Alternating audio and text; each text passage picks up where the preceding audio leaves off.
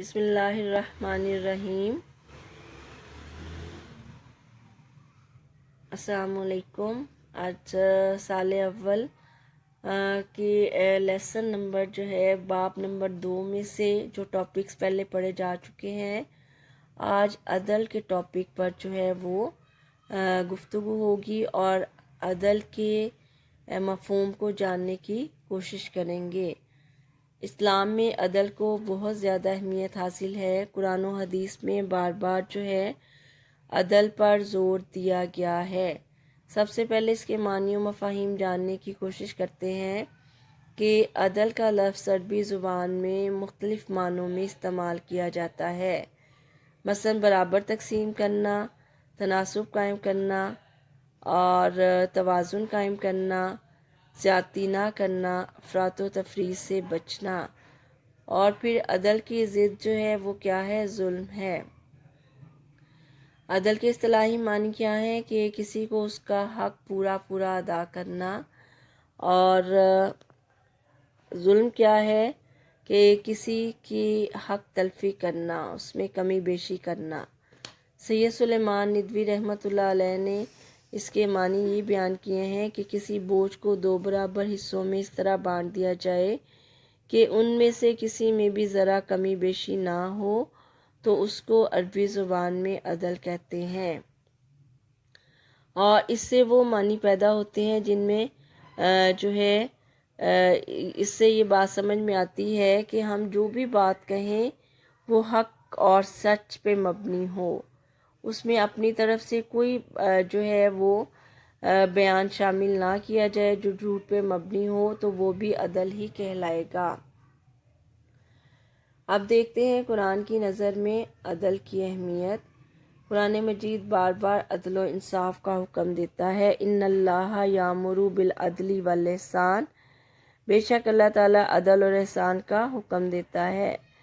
تو مومنین سے بار بار یہی کہا گیا ہے کہ یا ایھا الذین آمنوا کونوا قوامین للہ شہداء بالقسط ولا یجرمنکم شنآن قوم علی الا تعدلوا اعدلوا هو اقرب للتقوی۔ کہ لوگوں جو ایمان لائے ہو یا ایمان والو، اللہ کی خاطر راستی پر قائم رہنے والے اور انصاف کے لیے گواہی دینے والے بن جاؤ۔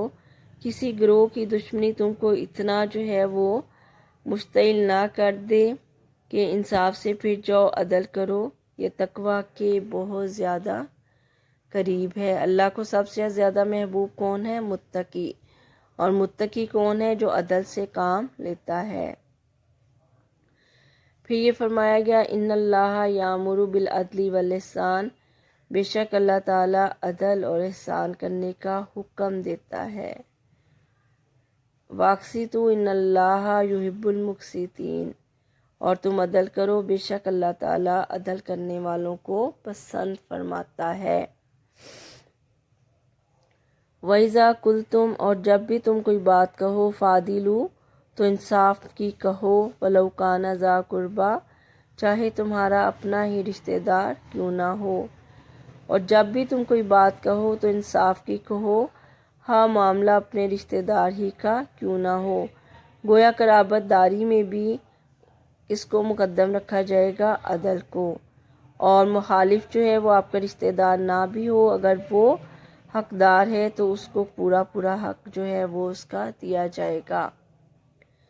اب دیکھتے ہیں حدیث کی روشنی میں عدل و انصاف جو ہے کس قدر زور دیا ہے نبی کریم صلی اللہ علیہ وسلم نے۔ آپ صلی اللہ علیہ وسلم فرماتے ہیں کہ 7 آدمیوں کو اللہ تعالیٰ میدان حشر میں اپنے عرش کے سائے میں جگہ دے گا، اور اس میدان میں عرش کے سائے کے سوا کوئی سایہ نہیں ہوگا۔ اور ان میں سے پہلا کون ہے؟ عادل حکمران ہے، اس کو اللہ تعالیٰ اپنے عرش کے سائے میں جگہ دے گا، جبکہ اس دن عرش کے سائے کے سوا کوئی سایہ نہیں ہوگا۔ ان میں سے پہلا عادل جو ہے وہ کون ہے؟ پہلا عادل حاکم ہے، یعنی ایسا حاکم حکمران جو عدل و انصاف سے کام لیتا ہو۔ پھر آپ صلی اللہ علیہ وسلم نے فرمایا کہ جو لوگ اپنے اہل و عیال اور ماتحتوں سے عدل و انصاف کرتے ہیں وہ خدا کے ہاں نور کے ممبروں پر جلوہ گھر ہوں گے۔ جو لوگ اپنے اہل و عیال اور ماتحتوں کے ساتھ انصاف کرتے ہیں وہ اللہ کے ہاں نور کے ممبروں پر جلوہ گر ہوں گے۔ پھر آپ صلی اللہ علیہ وسلم نے فرمایا کہ عادل سلطان زمین پر اللہ تعالیٰ کا سایہ ہے۔ عادل سلطان زمین پر اللہ تعالیٰ کا سایہ ہے۔ پھر یہ فرمایا کہ 3 شخص جنتی ہیں۔ پہلا وہ شخص جو عدل اختیار کرے اور اسے نیکی کی توفیق ملے۔ دوسرا وہ شخص جو ہر شخص اور رشتہ دار کے لیے نرم دل اور رحیم ہو۔ تیسرا وہ پاک باز شخص جو عیالدار ہونے کے باوجود حرام خوری اور سوال سے بچتا رہے۔ اب دوبارہ اس کو ریوائز کرتے ہیں کہ عدل کا مفہوم کیا ہے۔ عدل کے معنی ہیں 2 برابر حصوں میں تقسیم کرنا، توازن قائم کرنا، تناسب قائم کرنا اور اصطلاحاً کسی شخص کو اس کا ٹھیک اور پورا حق ادا کرنا۔ اور بقول سید سلیمان ندوی رحمۃ اللہ علیہ کہ کسی بوجھ کو 2 برابر حصوں میں اس طرح بانٹ دیا جائے کہ ان میں سے کسی میں بھی ذرا کمی بیشی نہ ہو۔ اور پھر اللہ تعالیٰ نے قرآن مجید میں بارہا جگہ پہ مقامات پہ عدل و انصاف کا حکم دیا ہے۔ اس لیے قرآن نے کہا کہ یا ایھا الذین آمنوا کونوا قوامین للہ شہداء بالقسط ولا یجرمنکم شنآن قوم علی الا تعدلوا اعدلوا ھو اقرب للتقوی کہ ایمان والو اللہ کی خاطر راستے پر قائم رہنے والے اور انصاف کے لیے گواہی دینے والے بنو۔ کسی گروہ کی دشمنی تم کو اتنا جو ہے وہ مجبور نہ کر دے کہ انصاف سے پھر جاؤ، عدل کرو، یہ تقوی کے بہت زیادہ قریب ہے۔ اور پھر یہ فرمایا ان اللہ یامر بالعدل والاحسان، بے شک اللہ تعالیٰ انصاف اور احسان کرنے کا حکم دیتا ہے۔ واقسطوا ان اللہ یحب المقسطین، کہ تم عدل کرو، اللہ تعالیٰ عدل کرنے والوں کو پسند فرماتا ہے۔ اور پھر یہ فرمایا کہ چاہے قرابت دار ہی کیوں نہ ہوں ہمیشہ عدل و انصاف سے کام لیا جائے۔ وَإِذَا قُلْتُمْ فَاعْدِلُوا وَلَوْ كَانَ ذَا قُرْبَىٰ، اور جب بات کہو تو انصاف کی کہو چاہے معاملہ اپنے ہی رشتہ داروں کا کیوں نہ ہو۔ پھر نبی کریم صلی اللہ علیہ وسلم نے اپنی حدیث مبارکہ میں عدل کی اہمیت کو بیان کیا ہے کہ 7 آدمیوں کو اللہ تعالیٰ میدان حشر میں اپنے عرش کے سائے میں جگہ دے گا اور اس میدان میں عرش کے سائے کے سوا کوئی سایہ بھی نہ ہوگا۔ ان میں سے پہلا عادل جو ہے وہ عادل حاکم ہے۔ جو لوگ اپنے اہل و عیال اور ماتحتوں سے عدل و انصاف کرتے ہیں وہ خدا کے ہاں نور کے ممبروں پر ہوں گے۔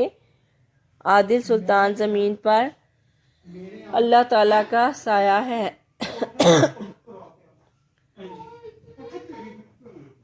3 شخص جنتی ہیں۔ پہلا وہ شخص جو عدل اختیار کرے۔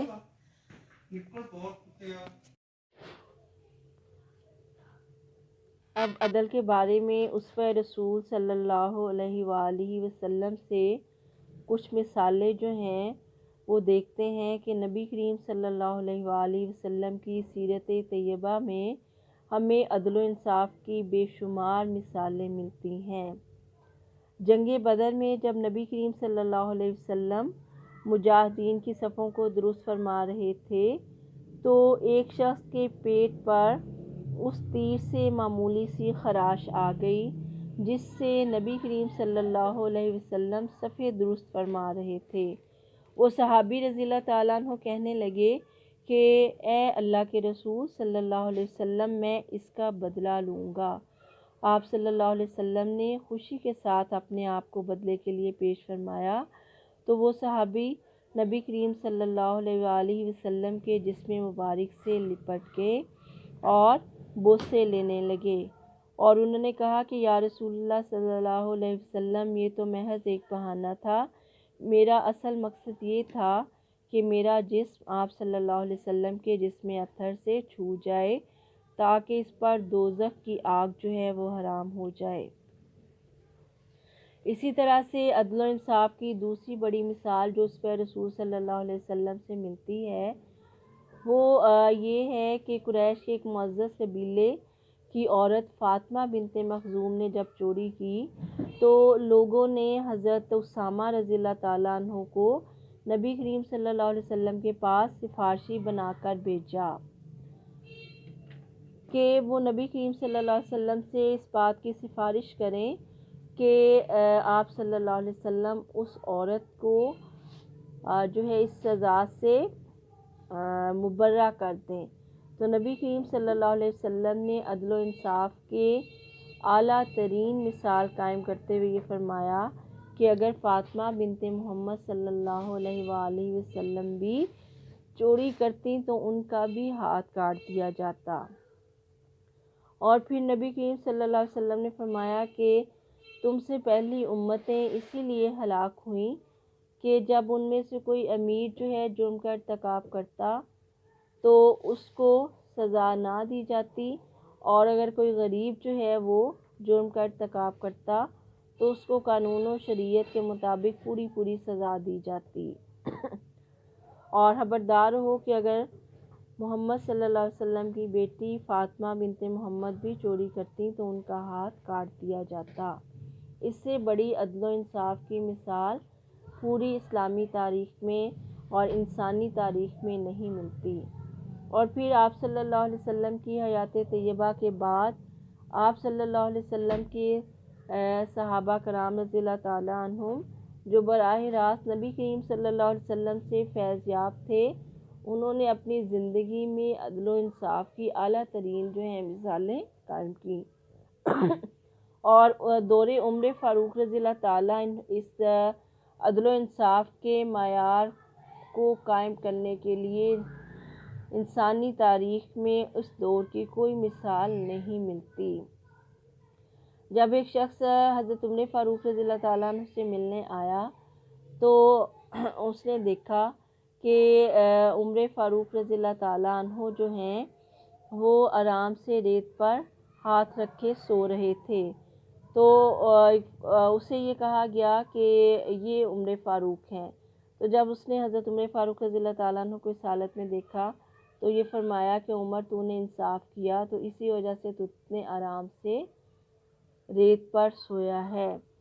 تو اس حضرت عمر فاروق رضی اللہ تعالیٰ عنہ نے جب بیت المقدس کو فتح کیا تو اس وقت لوگوں کی آنکھوں نے کیا دیکھا کہ حضرت عمر فاروق رضی اللہ تعالیٰ عنہ جو ہیں آپ کا غلام جو ہے گھوڑے پر سوار تھا اور آپ اس کی نکیل پکڑے ہوئے چلے آ رہے تھے، گویا اس کی باری مقرر تھی، کبھی آپ سوار ہوتے تو آپ کا غلام جو ہے وہ پیدل چلتا، اور جب آپ پیدل چلتے تو آپ کا غلام جو ہے سواری پر سوار ہوتا۔ حضرت علی رضی اللہ تعالیٰ عنہ نے اس کی اعلیٰ ترین مثال جو ہے قائم کی، جب آپ ایک مقدمے کے سلسلے میں عدالت میں حاضر ہوئے تو قاضی نے آپ کو ابو تریب جو ہے وہ کہہ کر پکارا۔ ابو تراب آپ کا لقب تھا، نبی کریم صلی اللہ علیہ وسلم نے آپ کو عطا فرمایا تھا۔ تو جب اس نے ایسا کہا تو حضرت علی رضی اللہ تعالیٰ عنہ نے اس سے یہ کہا کہ یہ پہلی غلطی ہے جو آپ نے اس مقدمے میں میرے ساتھ کی ہے، آپ نے میرے ساتھ یہ امتیازی سلوک جو ہے کیوں روا رکھا۔ اور پھر ابو بکر صدیق رضی اللہ تعالیٰ عنہ نے اپنی خلافت کے آغاز میں جو خطبہ دیا تو آپ نے واضح طور پہ یہ بتا دیا کہ جو شخص تم میں سے کمزور ہے وہ میرے نزدیک طاقتور ہے، اور جو تم میں سے طاقتور ہے وہ میرے نزدیک کمزور ترین ہے، یہاں تک کہ میں کمزور کو اس کا حق نہ دلا دوں۔ حضرت علی رضی اللہ تعالیٰ عنہ چاہتے تو خلیفہ ہوتے، جبراً یہودی سے زرہ چھین لیتے، لیکن آپ نے ایسا نہیں کیا، بلکہ یہودی کے ہمراہ قاضی کی عدالت میں پیش ہوئے۔ قاضی نے حضرت علی رضی اللہ تعالیٰ عنہ کو گواہ پیش کرنے کے لیے کہا۔ حضرت علی رضی اللہ تعالیٰ عنہ نے اپنے بیٹے حسن اور غلام قمبر کو گواہ کے طور پر پیش کیا تو اس نے کہا کہ اسلام میں بیٹے کی گواہی جو ہے وہ باپ کے حق میں اور غلام کی گواہی اپنے آقا کے حق میں قابل قبول نہیں ہے، کوئی اور گواہ جو ہے وہ لائیے۔ لیکن حضرت علی رضی اللہ تعالیٰ عنہ کوئی اور گواہ پیش نہ کر سکے اور اس طرح سے قاضی نے فیصلہ جو ہے وہ یہودی کے حق میں دے دیا۔ یہودی یہ پکار اٹھا کہ جس مذہب میں اس قدر عدل و انصاف ہے یقیناً وہ سچا مذہب ہے۔ چنانچہ وہ مسلمان ہو گیا اور وہ زرہ حضرت علی رضی اللہ تعالیٰ عنہ کو واپس کر دی، لیکن آپ نے پھر یہ زرہ اسے بطور تحفہ جو ہے وہ واپس کر دی۔ اب آتے ہیں عدل کی اقسام کی طرف کہ عدل کی کتنی اقسام ہیں۔ عدل کی 2 اقسام ہیں، انفرادی عدل۔ انفرادی عدل سے مراد یہ ہے کہ انسان جسمانی اور روحانی طور پر اپنے دنیاوی معاملات، حقوق اللہ، حقوق العباد میں مکمل توازن رکھے، جس کا تعلق اس کی اپنی ذات کے ساتھ ہے۔ آپ صلی اللہ علیہ وسلم نے عدل کو اپنی صفت جو ہے وہ قرار دیا ہے۔ ایک بار 3 اصحاب رسول اللہ صلی اللہ علیہ وسلم کے پاس آئے اور اس میں سے ایک صحابی نے یہ عہد کیا کہ میں ساری رات عبادت کیا کروں گا، دوسرے نے کہا کہ میں ہمیشہ روزے رکھوں گا اور تیسرے نے کہا کہ میں نکاح نہیں کروں گا۔ آپ صلی اللہ علیہ وسلم کو پتہ چلا تو آپ صلی اللہ علیہ وسلم نے فرمایا، انہیں منع کیا کہ میں رات کو عبادت بھی کرتا ہوں، سوتا بھی ہوں، روزہ بھی رکھتا ہوں اور افطار بھی کرتا ہوں، میں نے عورتوں سے نکاح بھی کیا ہے، جس نے میری سنت سے اعراض کیا وہ مجھ میں سے نہیں ہے۔ اب آتے ہیں عدل کی دوسری قسم، اجتماعی عدل کی طرف۔